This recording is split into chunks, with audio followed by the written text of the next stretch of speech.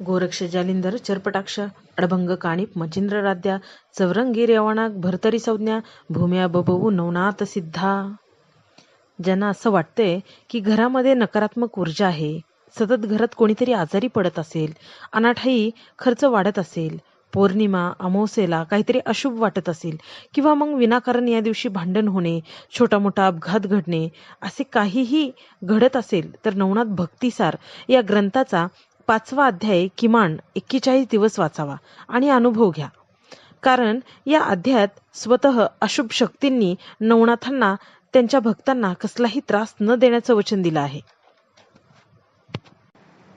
या अध्यायाच्या पठनाने वा श्रवणाने घरात भूतपिशाच्यबाधा होणार नाही, झाली असल्यास निघून जाईल. वेताळ, अष्टभूतपती आणि त्यांच्या 8 कोटी भूतांचा पराभव या अध्यायात मच्छिंद्रनाथांनी केला आहे. गोरक्ष